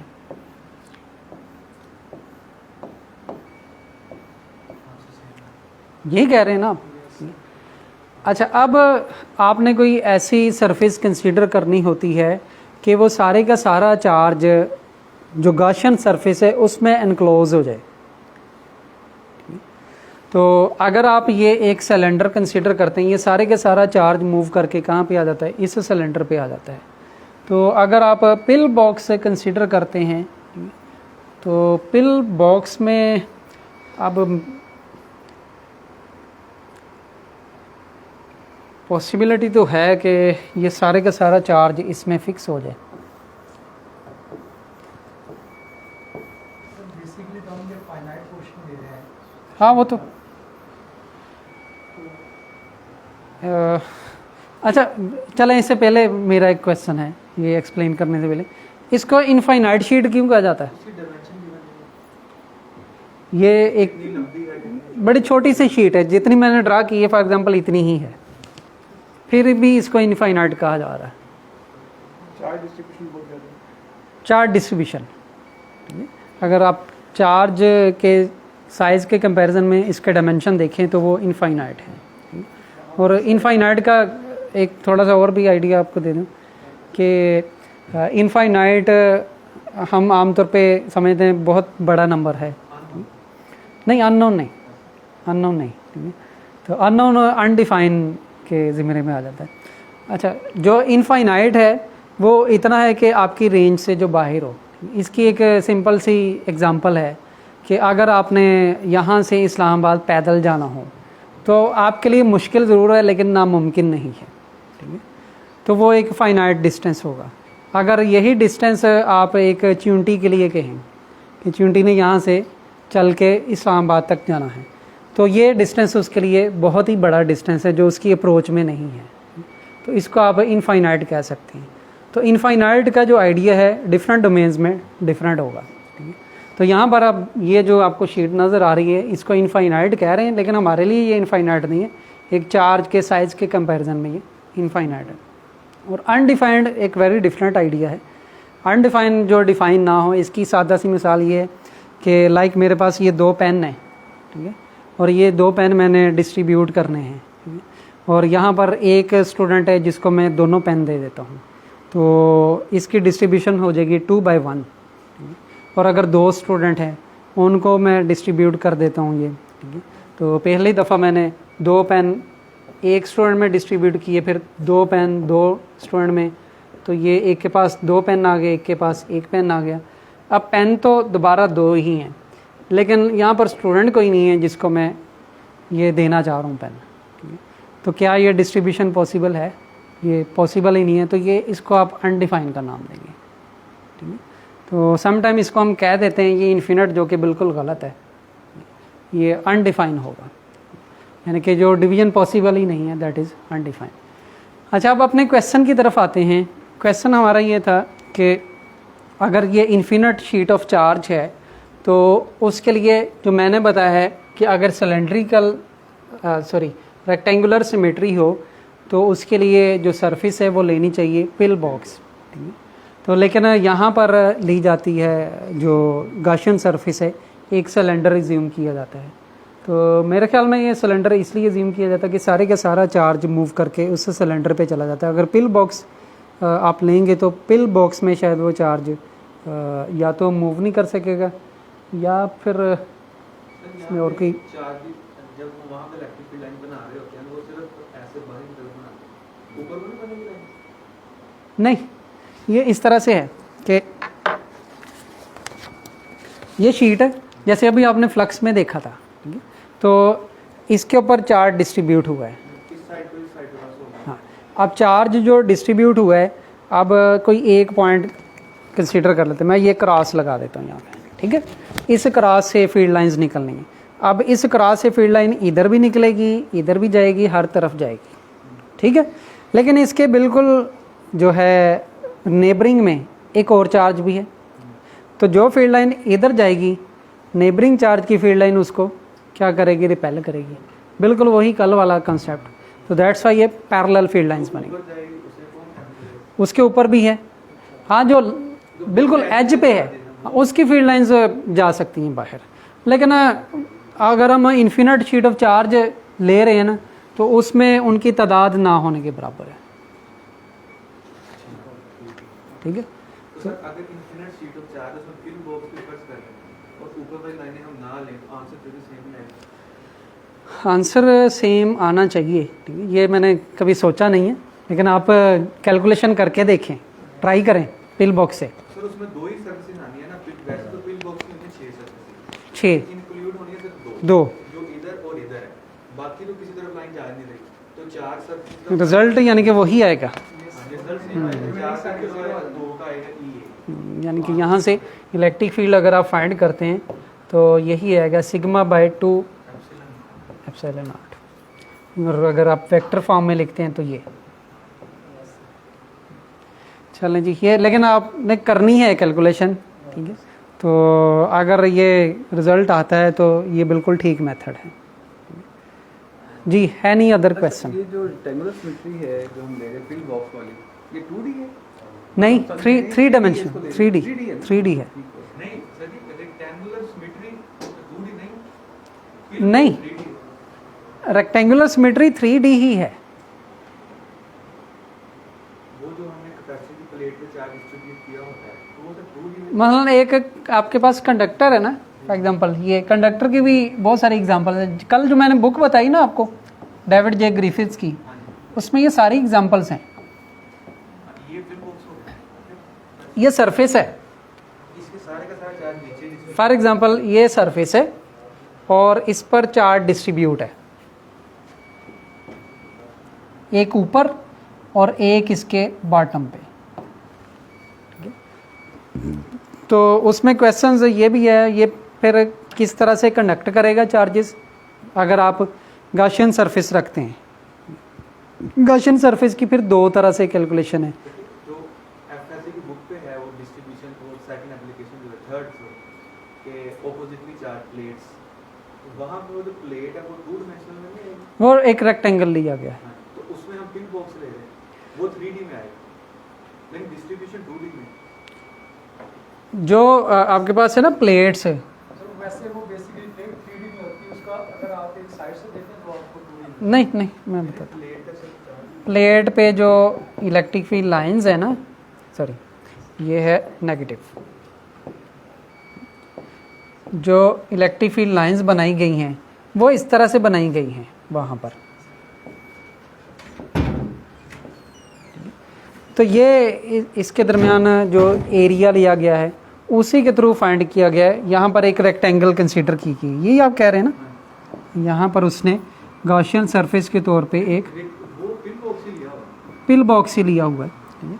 लेकिन उसको दिखाया गया है टू डायमेंशनल। मुझे लगता है ये जो हम रेक्टेंगुलर कह रहे हैं ना सिमेट्री, ये पिन बॉक्स तो 2D में है। नहीं सर, ये हाँ एक पॉइंट मैं क्लियर कर दूं कि पिल बॉक्स आमतौर पे जो लिया जाता है एक सरफेस पे लिया जाता है। पिल बॉक्स इटसेल्फ 3 डायमेंशनल है, लेकिन जब आपके पास कोई ऐसी बॉडी होगी जिसकी सरफेस आप कंसीडर कर रहे होंगे, ठीक है, उस पर इलेक्ट्रिक फील्ड फाइंड करने के लिए गॉसियन सरफेस जो पिल बॉक्स लेंगे वो 3 डायमेंशनल होगा। तो ये 3 डायमेंशनल है और जो सिमेट्री है वो 2 डायमेंशनल है। हाँ जी, any other question related to Gauss law? Sir ये गाज ला क्लोज एक्सिस पे क्यों एप्लीकेबल होता है? ओपन सोर्स से आप अप्लाई कर सकते हैं। चार्ज एनक्लोज्ड, तो अगर आप ओपन सरफेस लें तो वहाँ से तो चार्ज लीक होगा। तो चार्ज एनक्लोज्ड का जो कंसेप्ट है गाउस लॉ का वो फिर एप्लीकेबल नहीं होगा। लेकिन सर हम एक अगर क्लोज सरफेस है उसके बाहर चार्ज है कॉम्प्लेक्स, तो वो भी कैलकुलेट तो कर ही सकते हैं। नहीं, बिल्कुल नहीं कर सकते यूजिंग गाउस लॉ। जहाँ भी आपने जो है गाउस लॉ के थ्रू फ्लक्स फाइंड करना होगा तो एक ऐसी सरफेस कंसीडर करना होगी जिसके अंदर वो चार्ज आएगा। हाँ, आप ये कहना चाह रहे हैं कि ये जो सरफेस है अगर इसके अंदर चार्ज पड़ा है तो कैसे फाइंड करेंगे, इसके बाहर चार्ज पड़ा है तो कैसे फाइंड करेंगे।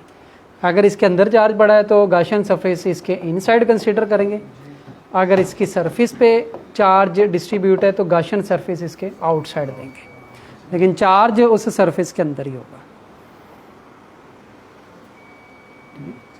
चार्ज सर गॉसियन सरफेस तो वहाँ पर मेजर नहीं करते जहाँ पर हमने इंटेंसिटी की वैल्यू कैलकुलेट करेंगे। इंटेंसिटी अगर हमें वो ये कह दे कि इंटेंसिटी की वैल्यू पॉइंट पे इनसाइड ऑफ हॉलो चार्ज पे, जैसे कि एक एप्लीकेशन है, लेकिन उसमें ही एक एप्लीकेशन है आउटर साइड पे भी चार्ज यूनिफॉर्मली डिस्ट्रीब्यूट है, तो फिर हमें अंदर तो कोई चार्ज नहीं, इंटेंसिटी नहीं है, लेकिन आउटर सरफेस में जो चार्ज है उसकी वजह से अगर करना हो तो वो कैसे? वही मैंने बताया। एक एप्लीकेशन ये है कि एक सरफेस है और जिसके इनसाइड एक चार्ज है, ठीक है। Find the electric field inside the sphere, ठीक है। अब आपने जो सरफेस इज्यूम करनी है वो कैसे लेनी है, आपने इस तरह से सरफेस लेनी है कि सारे का सारा चार्ज उस सरफेस के अंदर बंद हो जाए, ठीक है। अब कहाँ पर इज्यूम करेंगे, इसके इनसाइड, ठीक है। और अगर चार्ज डिस्ट्रीब्यूट है इसके आउटसाइड, लाइक ये है, इसकी सरफेस के ऊपर है, अब वहाँ शायद आप इसको मिक्स इसलिए कर रहे हैं कि वो कहता है कि charge is distributed over the surface, find the inside, ठीक है। इस तरह से आप इसको कंफ्यूज कर रहे हैं। अब इनसाइड तो चार्ज है ही नहीं, इनसाइड तो ये है ही हालो, तो अगर चार्ज को आप गाज ला के अंदर ज़ीरो पुट करें तो वो ज़ीरो बन जाता है। लेकिन उसके लिए भी क्या है कि अगर आप इनसाइड फाइंड करना चाह रहे हैं तो ये वाली सरफेस इस्तेमाल करेंगे, ठीक है? क्योंकि अब उसने कह तो दिया है कि चार्ज डिस्ट्रीब्यूट है ओवर दी सरफेस है, लेकिन वो कहाँ पे फाइंड करना चाह रहा है? Inside the surface. तो इसलिए inside the surface let's assume कि ये कोई चार्ज पार्टिकल पड़ा हुआ है जिसका चार्ज ज़ीरो है या नेट चार्ज ज़ीरो है ये कह लें, तो इसके बाहर ही आपने गाशियन सरफेस ली हुई है, यानी कि चार्ज हमेशा गाशियन सरफेस के अंदर ही आएगा।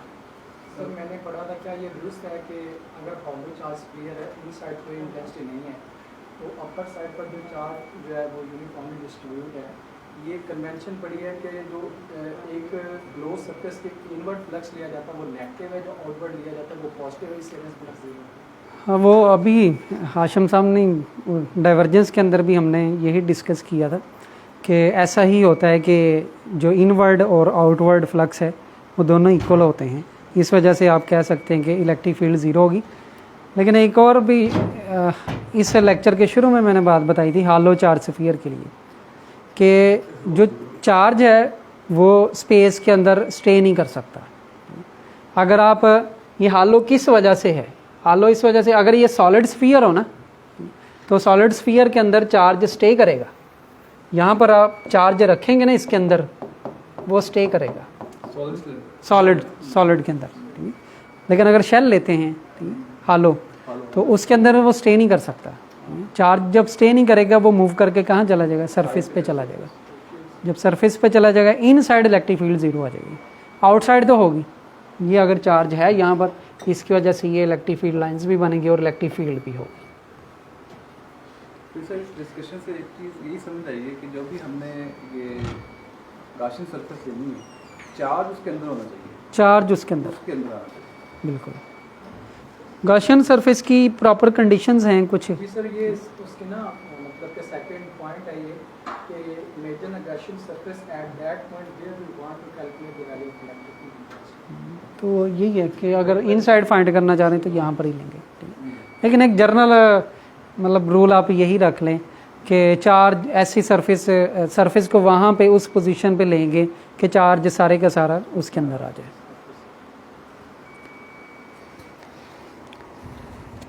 जी है कुछ टाइम ओवर हो गया, चलें जी।